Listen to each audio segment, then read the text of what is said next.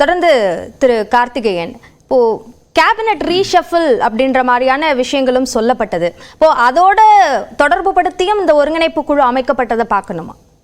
Cabinet ரீஷஃபில் இதோட நேரடி தொடர்பு அதற்கும் இதற்கும் நம்ம ஒப்பிட வேண்டியதில்லை. கேபினெட் ரீஷஃபில்ன்றது அமைச்சர்களுடைய செயல்பாடு, உள்ளூர் கட்சியினோட ஒருங்கிணைப்பு. அஃப்கோர்ஸ் அதில் தொடர்பு முற்றிலும் இல்லாமல் சொல்ல முடியாது.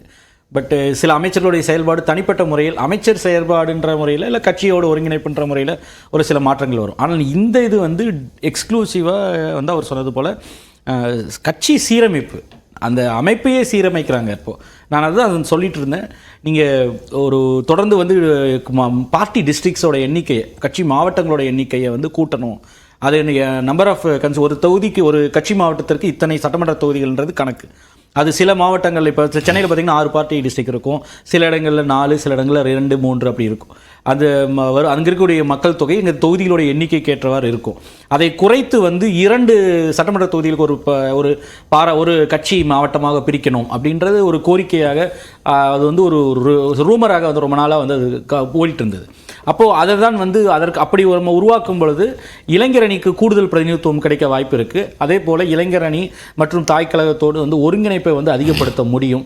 ஏன்னா சில இடங்களில் வந்து தாய் கழகத்திற்கும் இளைஞர் அணியினுடைய நிர்வாகி அமைப்பாளர்கள், மாவட்ட அமைப்பாளருக்குமான ஒருங்கிணைப்புகளில் சில சிக்கல்கள் இருப்பதை வந்து அவர்கள் கண்டறிந்ததாக வந்து நம்ம நடந்து முடிந்த சட்டமன்ற தேர்தலையோ அதற்கப்புறம் அந்த உள்ளாட்சி தேர்தல்கள் எல்லாம் பார்க்க முடிந்தது. அப்போது அதையெல்லாம் சரி செய்வதற்கு, அந்த பிரச்சனைகளை களைவதற்கு வந்து பார்ட்டி மாவட்டங்கள், அதாவது கட்சியினுடைய மாவட்டங்களோட எண்ணிக்கையை கூட்டுவது, அதிகாரத்தை வந்து பரவலாக்குவது, கொஞ்சம் ஜனநாயகப்படுத்தி பரவலாக்குவது மூலம் கூடுதலாக இன்னொரு விமர்சனம் வந்து தொடர்ந்து வந்து கூடுதல் பல ஆண்டு காலமாக ஒரே மாவட்ட செயலாளர் இருக்கார், இல்லை ஒரே நிர்வாகிகள் இருக்காருன்ற அந்த விமர்சனம் வருது. அப்போ அடுத்த கட்டத்தில் ஆஸ்பிரேஷனலாக இருக்கக்கூடிய இளைஞர்களுக்கு, இல்லை புதிதாக கட்சியில் நீண்ட காலமாக இருக்கக்கூடியவர்களுக்கு புதிய கட்சியின் மாவட்டங்களை உருவாக்குவதன் மூலமாக அவங்கள மாவட்ட செயலாளர் ஆக்குறது, இல்லை அவர்களுக்கு ஒரு மாவட்ட செயலாளர் ஆக்குவதனால வந்து வெறும் ஒரு மாவட்டம் மட்டும் உருவாகுதில்லை, அதற்கு கீழே கிளைக்கழகங்களும் உருவாகும். அப்போ புதிதாக வந்து அந்த ஆஸ்பிரேஷனலாக இருக்கக்கூடிய அந்த கட்சியில் வந்து பதவி எதிர்நோக்கி இருக்கக்கூடியவர்களுக்கு அவர்கள் அகாமடேட் ஆவாங்க.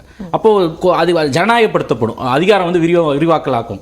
அப்போ அதனால வந்து மக்கள் வந்து அங்கே கட்சியில் இருக்கக்கூடிய அதிருப்திகளை குறைக்க முடியும். அதே போல் தேர்தல் பணிகளை வந்து எளிதாக ஒருங்கிணைக்க முடியும். அப்போ அந்த விஷயங்கள்லாம் கருத்தில் கொண்டு தான் அவர்கள் தொடர்ந்து ஒரு விஷயம் மறுசீரமைப்பு, அமைப்பு ரீதியாக வந்து மறுசீரமைப்பு உள்ளே போகிறது வந்து அதுதான். அப்போ இந்த மாதிரி செய்யும் பொழுது இளைஞரணி நிர்வாகிகளுக்கு கூடுதலாக வந்து இப்போ பதவிகள் கொடுக்கும். ஏற்கனவே நீங்கள் பார்த்துருப்பீங்க, இப்போ இருக்கக்கூடிய அமைச்சர் மகேஷ் பொய்யாமொழி கூட ஒரு மாநில அமைப்பாளராக வந்து இதில் இருந்தவர் தான் இளைஞரணியில். ஆனால் வந்து ஒரு மாவட்ட செயலாளராக தாய் கழகத்துக்கு வர்றார். அப்போ அந்த மாதிரி ஒரு எலிவேஷன் கொடுத்து சிலர்கள் வரும்பொழுது அந்த பிரிட்ஜ் இருக்கு இல்லையா, அந்த 2 பேருக்குமான அந்த கோஆர்டினேஷன் அதிகப்படுத்த முடியும். புதிய பதவிகள் இளைஞர்களுக்கு வாய்ப்பளிக்க முடியும். ப்ளஸ் தேர்தல் பணிகளில் அது ஆட்களை வந்து ஐடென்டிஃபை பண்ணுவதும் சரி, இல்லை அவர்களுக்கு வந்து அந்த பொறுப்புகளை கொடுப்பதும் சரி எளிதாக்க முடியும். அப்போ அதுக்கெல்லாம் பார்த்து தான் வந்து இப்ப இருந்தே மறுசீரமைப்பு ஆரம்பிக்கும். சரி திரு கலை, இப்போ தேர்தலை எதிர்கொள்றதுக்கு முன்கூட்டியே திமுக தயாராகிறது, வேகம் எடுக்கிறாங்க அப்படின்னு புரிஞ்சுக்கணுமா? அதை ஆமா, சட்டமன்ற தேர்தல் திமுகவுக்கு ரொம்ப முக்கியமான விஷயம். ஏன்னா அவங்க 2வது முறை தேர்வு செய்யப்படுவதே இல்லை.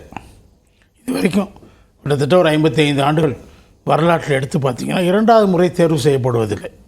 அதாவது நான் அதிமுக திமுக பிரிஞ்ச பிறகு நான் அதிமுக திமுக பிரிஞ்ச பிறகு 51 ஆண்டு கால சரித்திரத்தை சொல்கிறேன். நான் சரியாக சொல்லியிருக்கணும். அது வந்து அந்த இதில் வந்து அதிமுக ஸ்கோர் பண்ணியிருக்காங்க, இவங்களால் ஸ்கோர் பண்ண முடியலை. 2வது இவங்க ஆட்சிக்கு கோரும்போது இவங்களுக்கு அது மக்கள் நிராகரிக்கிறாங்கிறது ஒரு தொடர் கதையாக இருக்குது. அதில் ஒரு கிளீவேஜ் உருவாக்குறதுக்காக அவங்க முயற்சி பண்ணலாம். இன்னொன்று முக்கியமான விஷயம்னா, நாடாளுமன்ற தேர்தல் 40க்கு 40 ஜெயிச்சிட்டோன்னு சொன்னால் கூட அவங்களுடைய ஓட் ஷேர் குறைஞ்சிருக்குது. அவங்க ஏராளமான பலன்களை மக்களுக்கு கொடுத்துருக்குறாங்க, குறிப்பாக பெண்களை குறிவைத்து அவங்க ஏராளமான நலத்திட்டங்களை கொடுத்துருக்குறாங்க. ஆனால் அதுக்கும் பின்னாடியும் அவங்களோட ஓட் ஷேர் குறையுது. அவங்க என்ன செய்கிறாங்க, உடனடியாக 6.5% பெரிய சட்டமன்ற தேர்தலோடு ஒப்பிடும்போது அதிகமாக தானே இருக்குது. நாடாளுமன்ற தேர்தலோடு ஒப்பிடணும், சட்டமன்ற தேர்தலோடு தான் ஒப்பிடணும். அதிமுக வாக்கு வங்கி சட்டமன்ற தேர்தலில் 34ன்னா இப்போ 20ன்னா 14% குறைஞ்சிருச்சுன்னு சொல்கிறதா சரியாக இருக்கும்? சட்டமன்றம் பெர்செப்ஷன் வேறு, நாடாளுமன்றத்தினுடைய பெர்செப்ஷன் வேறு. சரி, அது வந்து நீங்கள் வந்து இப்போ உதாரணமாக நான் என்ன சொல்கிறேன், மேயர்களுக்குள்ளே நடக்கிற போட்டிகளை பாருங்கள். அந்த ஓட் ஷேர் முடிச்சிடறேன், 6.5% மட்டும் கிடையாது. கமலஹாசன் இவங்களோட 3.5% வாங்கின கமலஹாசன் இவங்களோட சேர்ந்த பிறகும் அப்போனா 10% கிட்டத்தட்ட அவங்களுக்கு குறையுது. 10% ஓட்டு ஷிஃப்ட் ஆகும்போது ஆட்சி மாற்றமே நிச்சயமாக நடக்கும். ஆனால் இங்கே எதிரணிகள் பிளவுபட்டு இருந்ததுனால இவங்க தப்பிச்சுக்கிட்டாங்க. இது சட்டமன்ற தேர்தல் வரும்போது இந்த மாதிரி ஒரு பிளவு இருக்குமா, 2 அணிகளுக்கு இடையே இருதுருவ அரசியல் முன்னுக்கு வருமாங்கிறத சொல்ல முடியாது. அந்த கட்டத்தில் அவங்க கொஞ்சம் கேர்ஃபுல்லாக ஹேண்டில் பண்ணுறாங்க. அப்படிதானே சார் இருக்கு சூழல். ஹேண்டில் பண்ணி தான் ஆகணும். அதிமுக தனியா இருக்காங்க, விஜய் வராரு, இந்த மாதிரி விஜய் பற்றி நம்ம பேச வேணாம். வாக்குகள் இவங்க 2 பேரை பொறுத்தவரையிலேயே கூர்மையாகும், இந்த போட்டி கூர்மையாகத்தான் செய்யும் எப்பயுமே. அது சட்டமன்ற தேர்தலையும் அதுதான் எதிர்பார்க்கக்கூடிய விஷயமா இருக்கும். இந்த நாடாளுமன்றத்தில் பாஜக பிரித்த அளவுக்கான வாக்குகளை பெரிய அளவுக்கு அவங்களால குறிப்பாக நகர்ப்புறங்களை எல்லாம் பிரிக்க முடியாது. பெர்செப்ஷன் மாறுது. மாநிலத்தை யார் ஆள போகிறாங்கங்கிறப்ப அது வேறு மாதிரி மக்கள் சிந்திக்கிறாங்க. மத்தியில் யார் ஆட்சி செய்ய போகிறாங்கிறப்ப வேறு மாதிரி சிந்திச்சாங்க. அது மாறும் எப்பயுமே. அது நம்ம 21க்கும் அதுக்கு முன்னாடி 19 நாடாளுமன்ற தேர்தலுக்கும் அதிமுக பெற்ற வாக்கு வங்கியை வச்சு பார்த்தா தெரியும். அது அப்போ இவங்களுக்குள்ள ஏராளமான பிளவுகள், முட்டல்கள், மோதல்கள் கீழ் அணிகளில் இருக்குது. யாருக்குள்ள 2 மேயர்கள் மாற்றப்பட்டிருக்காங்க, ராஜினாமா செய்யப்பட்டிருக்காங்க, செய்ய வேண்டிய நிர்பந்திக்கப்பட்டிருக்காங்க. அவங்களுக்கு எதிராக திமுக கவுன்சிலர்ஸே பெரிய அளவுக்கு நம்பிக்கையில்லா தீர்மானம் 2 தடவை கொண்டு வந்து மத்திய தலைமை தலையிட்டு அதை கொஞ்சம் நிறுத்தி வச்சு திரும்பவும் அவங்கள நீங்கள் போயிடுறது நல்லதுன்னு சொல்லி அவங்கள கூப்பிட்டு வச்சு ரிசைன் பண்ண, அந்த மாதிரி உள்கட்சியில் பிரச்சனைகள் இருக்குது. அதை அட்டன் பண்ண வேண்டிய அவசியம் அவங்களுக்கு இருக்குது. இது நான் அவங்க கட்சியில் மட்டும் இருக்குன்னு நான் சொல்லலை, வந்த விஷயத்தை நான் சொல்கிறேன். அதே மாதிரி எல்லா கட்சியும் அதிமுகவும் அதான் நினைக்கிறாங்க. என்ன நினைக்கிறாங்க நான் கேள்விப்பட்டேன்னா, 2 தொகுதிக்கு ஒரு மாவட்டம், அது 4 தொகுதிகள் சில மாவட்டங்கள் இருக்குது, 3 தொகுதிகள், அவங்க 2 தொகுதிகள் ஒரு மாவட்டம் அப்படி பிரிக்க ஆரம்பிக்கிறாங்க. உதாரணமாக நீங்கள் அவங்களுக்கு 76 மாவட்ட செயலாளர்கள் இருக்காங்க இப்போதைக்கு. இன்னும் பிரிக்கணும்னு அவங்க, அதாவது 120 கிட்ட போகிறதுக்கு அவங்க பிளான் பண்ணுறாங்க. சரி, அது வரும்னு சொல்கிறாங்க. அதே மாதிரி நான் என்ன சொல்கிறேன், நீங்கள் இப்போ உதயநிதி ஸ்டாலின் அவர்களுக்கு டெப்டி சிஎம் பதவி கொடுப்பாங்கங்கிற மாதிரி சில ஹேசியங்கள் வருது. எந்த அளவுக்கு அது சரின்னு எனக்கு தெரியலை.